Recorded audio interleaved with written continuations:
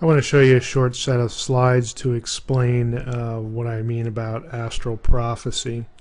These slides come from a PowerPoint that I use when I lecture on this. What you're looking at here is an image from some astronomy software that I have. This red line right here is the ecliptic. That's an imaginary line that astronomers use, and it marks the path of the constellations of the zodiac. Obviously we have sun and moon here along the ecliptic in this illustration. Here's an illustration of the, again, familiar constellations, how they follow the ecliptic right here.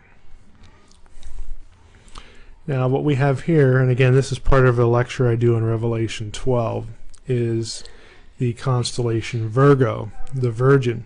If you go back and read Revelation 12, it is very obviously about the virgin birth, the birth of Jesus, the Messiah. But the signs and symbols that are used in Revelation 12 are well-known astronomical symbols. The constellation Virgo is the only one that represents a woman. For 20 days, Virgo is clothed with the sun. That's an astronomical term that means the sun appears in the constellation. That language comes from Revelation 12.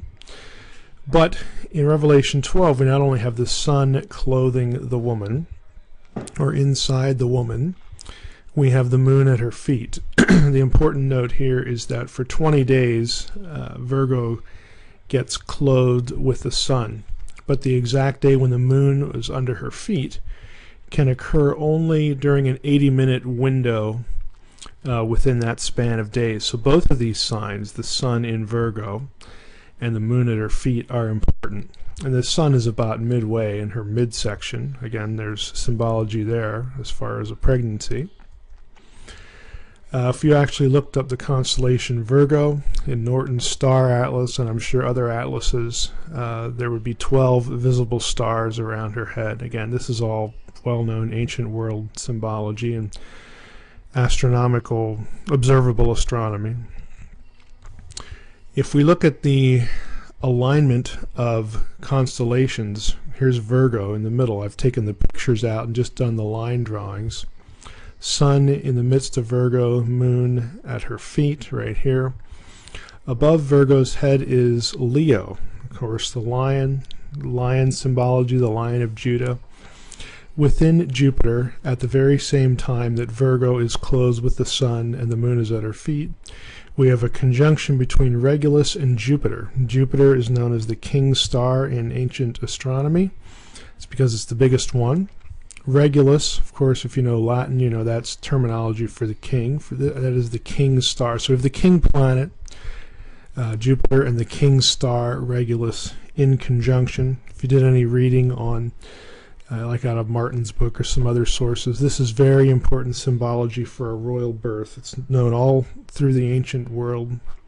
It just so happens that in this situation, we have this simultaneous conjunction in the constellation Leo, again, which was in Jewish astronomy and Jewish astrology, and that was practiced for many centuries. We have the sign of a royal birth in the tribe of Judah, which is obviously messianic. And by the way, the whole thing about Jewish astrology, there have been a number of zodiac mosaics uncovered in Jewish synagogues in Palestine in the early centuries, the early church. Their whole dissertations written on this subject, Jewish and Christian attitudes toward the stars. There is an orthodox astronomy, an orthodox astrology, if you want to call it that. In the ancient world, astronomy and astrology are pretty blurred, and there are obvious non-orthodox or pagan systems as well. Below here, below the woman, okay, we have the sun in Virgo and the Virgin, moon at her feet. In modern zodiac, we have here Scorpio and then Libra, the scales. In the ancient world, these were combined. If you can conceive of this in your imagination, here's the tail of Scorpio, and then Libra was thought to be the claws that were joined right here.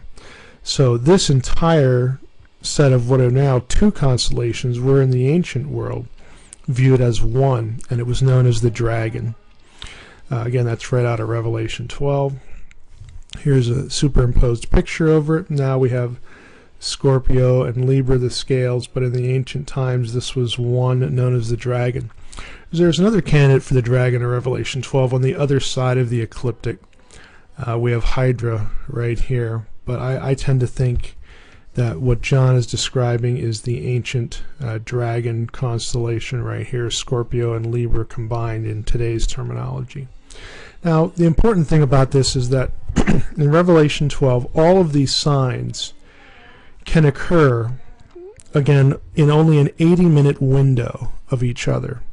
So to account for all the signs in Revelation 12 during not just one calendar year, but during a whole series of astronomical periods and ages, you have a very small window of time where all of these things can be present at the same time, where everything is accounted for. The birth of the child in Revelation 12, as I have a note up here, again, whom John identified with Jesus, occurring while the sun was clothing the woman, the king star, king planet in Leo, again, Jupiter, or not Jupiter, but the sign for the tribe of Judah. All of these things did occur in a year that fits well for Jesus' birth, and that is 3 BC. What I've just laid out for you is common knowledge in many planetaria throughout the country and in Europe, that this is one of the candidates for the birth of Christ. It's the only birth year that accounts for all of these symbols. So if you read in the academic literature about candidates for the birth of Christ, they range anywhere from 2 BC to 6 BC. But none of the scholarly literature that I've seen considers Revelation 12, and I think that's the missing element. The real sort of interesting thing about 3 BC is since this concatenation of signs can only occur in an 80-minute window, we know exactly the date of the birth of the Messiah in 3 BC, and that date is September 11th, which, again, this kind of spooks people. September 11th, 3 BC is the only time, the only day, for many, many, many centuries, that you could have all of these signs come together.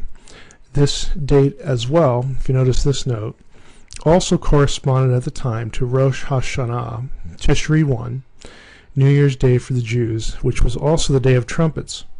This was the day that many of the ancient kings and rulers of Judah reckoned as their inauguration day of rule. That procedure was followed consistently in the time of Solomon, Jeremiah, and Ezra. This is the day that would have marked the birth of the King of the Jews. So we have an alignment with the Jewish tradition, the Jewish calendar, all the astronomical imagery in Revelation 12.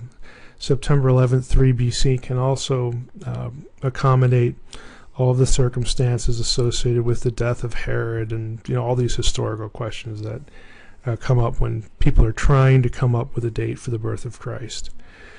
And again, you won't find this in a lot of the scholarly literature because they aren't considering Revelation 12. They're using Matthew 2 with the wandering star, and what that was, it was the conjunction of Jupiter and Regulus. Jupiter has retrograde motion. It appears to move in the sky. Again, this is all well known in the literature. That much they do cover, but the missing link here is the Revelation 12, taking that seriously as astral prophecy.